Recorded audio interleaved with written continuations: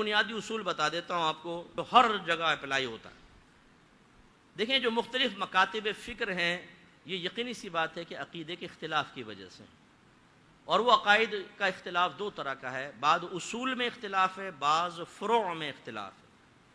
اصول کا مطلب یہ ہوتا ہے کہ وہ عقیدے جو کفر و اسلام سے تعلق رکھتے ہیں، یعنی یہ مانو گے تو مسلمان، نہیں مانو گے تو کافر ہو جاؤ گے۔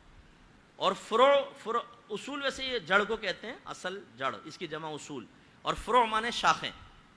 تو جو فروعی مسائل ہیں وہ یہ کہ آپ مانے تو اچھا، نہیں مانے تو کوئی گناہ نہیں، گمراہ بھی نہیں کہہ سکتے، کوئی 12ویں نہیں کرتا کوئی بات نہیں۔ ہمارے کتنے سنی سب کے سب صلاۃ و سلام میں کھڑے ہوتے ہیں بتائیں؟ 20 25 100 200 باقی سارے بھاگ جاتے ہیں۔ صلاۃ و سلام حالانکہ ہمارا شعار ہے اہل سنت کا، لیکن نہیں اختیار کرتے۔ یہ فروعی مسائل ہیں نا۔ اصولی مسائل میں کسی سے کمپرومائز نہیں ہو سکتا۔ ایک لفظ آپ نے سنا ہوگا صلح کلی، اس کو بھی ذہن میں رکھیے، آج اس کی بھی تشریح کر دیتا ہوں۔ صلح کلی کا مطلب یہ ہوتا ہے کہ آپ یہ کہیں کہ بھائی اصولی مسائل ہو چاہے فروعی سب صحیح ہیں، یہ ہے صلح کلی۔ اور یقینی سی بات ہے تو جائز نہیں ہو سکتی نا۔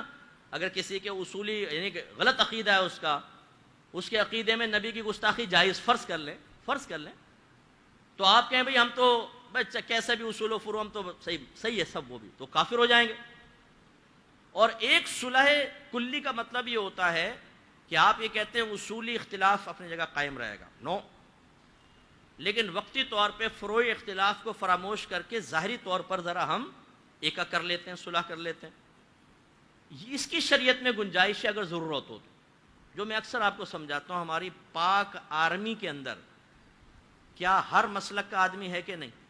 بولو، اگر آپ تھوڑی بھی ہاؤ ناؤ رکھتے ہیں تو آپ اس کا اقرار کریں گے، یس۔ اگر ہماری پاک آرمی ان اصولی اختلاف کی بنا پر آپس میں لڑنا شروع کر دے کہ تو وہ ہے، گنے اڑ جائیں اور فائٹنگ ہو جائے، آپ کا ملک بچ سکتا ہے؟ بولیں نہیں۔ ہم پاک آرمی کی یونیفارم میں کوئی بھی کھڑا ہو، سلوٹ کرتے ہیں، راستہ چھوڑ دیتے ہیں، احترام کرتے ہیں اپنی فوج کا۔ اس کا مطلب یہ ہوا بعض اوقات ضرورت پیدا ہو جاتی ہے کہ اصولی اختلاف اپنی جگہ قائم رہیں لیکن ظاہری اتفاق کر لیا جائے۔ آپ کے کلاس کے اندر کتنے کلاس فیلوز ایسے ہوں گے، آپ بیٹھتے ہیں، ہائی ہیلو کرتے ہیں، بات کرتے ہیں، چائے پیتے ہیں۔ آپ کی مارکیٹ میں کتنے ایسے ہوں گے؟ یہ بعض اوقات بڑے سنی بنتے ہیں نا، باقی ان کی پرائیویٹ محفل میں دیکھیں ٹھٹے لگ رہے ہوتے ہیں نا ایسے لوگوں کے ساتھ بیٹھ کر۔ یار تم مسجد میں آئے تو تم ساتھ میں آسمان پہ پھڑکتے ہو، اچھلتے ہو، ٹنڈن سنی ثابت کرتے ہو، اور تمہارا کاروبار آدھے سے زیادہ دوسرے کے ساتھ ہو رہا ہے، وہ کیسے ہو گیا؟ کیوں نہیں دور ہٹ جاتے؟ تو ہمارا مذہب مسلک بہت خوبصورت ہے۔ تو یوں یہ صلح ہو سکتی ہے اور وقت کی ضرورت بھی ہے۔ آج باہر کی جو بڑی قوتیں ہیں وہ ہر ایک کو مسلمان سمجھتی ہیں، چاہے کسی بھی مسلک کا۔ ان کے نزدیک یہ بریلوی مسلمان، یہ دیوبندی مسلمان، یہ شیعہ مسلمان، یہ وہابی مسلمان، یہ قادیانی مسلمان، وہ تو یہی کہتے ہیں نا۔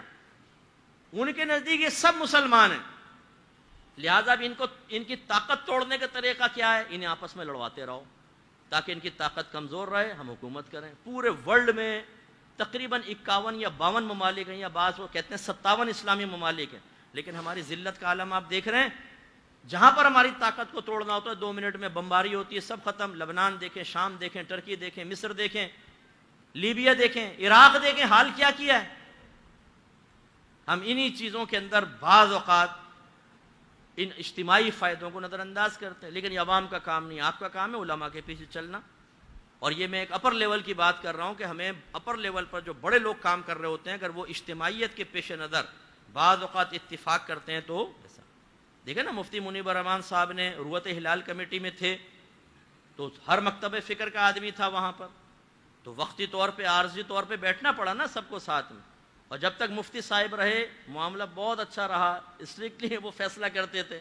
اب آپ دیکھیں جو اوپر سے آرڈر آ گیا اعلان ہو جاتا، اب آپ کو پتہ ہی نہیں کہ صحیح اعلان ہو رہا ہے نہیں ہو رہا۔ باقی میں کوئی ٹونٹنگ نہیں کر رہا ہوں، میرا حسن زن ہے صحیح ہو رہا ہوگا، لیکن میں ایک بات کہہ رہا ہوں کہ اب آپ کو تو نہیں پتہ نا کیا ہو رہا ہے کیا نہیں۔ مفتی صاحب کے بارے میں کہہ سکتا ہوں وہ بڑے اپنے موقف کے اعتبار سے زبردست کھڑے ہونے والے آدمی، خوددار آدمی، وہ ختم ہو گیا۔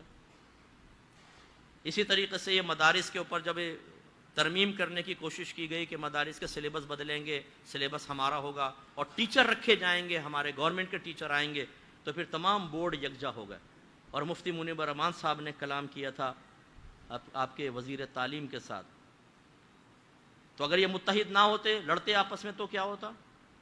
آپ کے ادارے وہ رنگ نہ رہتا جو اسلامی رنگ اس کے اندر موجود ہے۔ اس لیے سمجھیں بات کو، امید ہے کہ آپ بہت سی بات سمجھ گئے ہوں گے۔ تو خلاصہ کلام یہ ہے کہ اصولی جہاں پر اختلاف ہوتا ہے ادھر تو کوئی کمپرومائز نہیں ہو سکتا۔